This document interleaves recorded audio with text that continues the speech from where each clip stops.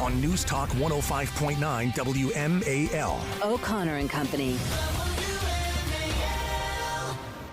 Yeah, if it's time for Parliament, it can mean only one thing. Friend of the program, personal friend, Brad Thor, New York Times bestselling author, and he's got his brand new summer thriller out, Deadfall. It's honestly my favorite stuff to read over the summer. He joins us now, Patrice. Brad, good to hear from you, my friend. Larry, it's great to be with you. Good morning, Patrice. Hottest day of the year, and you've got the hottest book of the summer. There you go. Can I just say, and I can't believe I have to say these words, but for the first time in the 12 years that you and I have known each other, I am interviewing you about a book that I have yet to read. I feel awful. Oh my gosh. I know. Well, that's okay. I feel awful. Right. I am so behind on my reading right now, and I don't know if you've noticed, there's a lot of stuff going on in the world, and I have not been able to kick back, relax, and enjoy my latest Brad Thor thriller. So I apologize, my friend.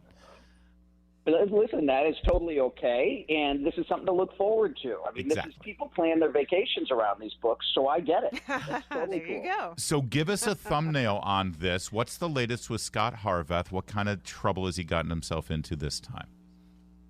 So I grew up reading great World War II thrillers like Alistair MacLean, Where Eagles Dare, which was also a great movie with Clint Eastwood and Richard Burton. And I always wanted to take my series character and place him into a situation similar to that. So when the Ukraine war happened, I said, that's what I'm going to do. I'm going to have an American civilian trapped behind enemy lines.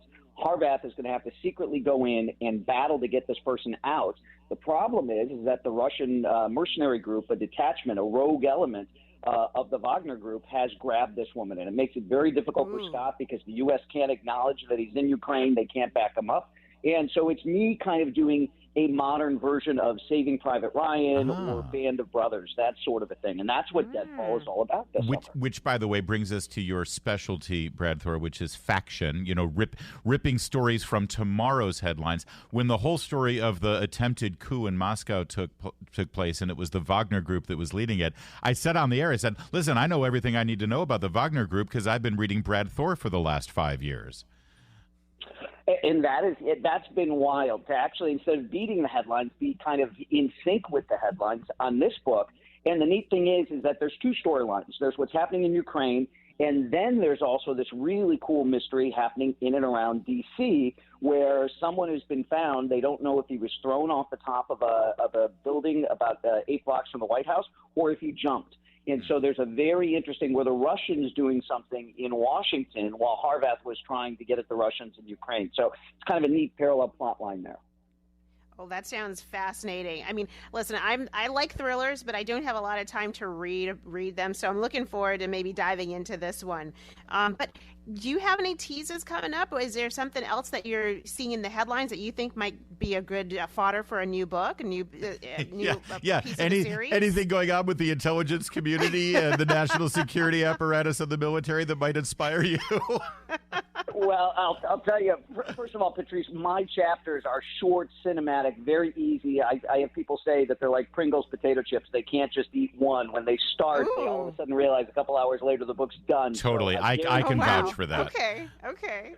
And the other thing is, knowing that Danielle Silva is a listener of this program, the last thing I'm going to do is tell you what's attracting me storyline-wise for next year's thriller. I wouldn't tip my hat here on WMAL. Wow. Forget it. I don't know if you're on the payroll, Patrice, for the Silva family, but come on. That's hilarious. All right. Oh, man. Shots fired. All right. That's fair news. Listen, I do want to ask you about what's going on in the world. Listen, there are 3 different kinds of conversations I love having with Brad. One, what's going on in our personal lives, which we'll save for a bourbon, not for this conversation. His books, and then what's going on in the world. I know you revere the intelligence community. You have great respect for law enforcement. You have great respect for the military. And that's why, and as do I, and that's why I'm so focused and concerned about issues, problems, troubles with those agencies that deserve better leadership, I think. And a lot of your storylines over the years, Brad, have talked about bad actors within our government who use these institutions for all the wrong reasons. How do you think this is going to resolve what we're seeing play out right now?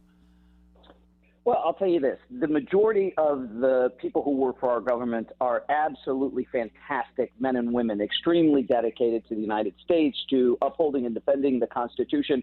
So any organization, you're going to have some people who phone it in, who probably never should have been hired, that kind of stuff. That's natural in any large organization.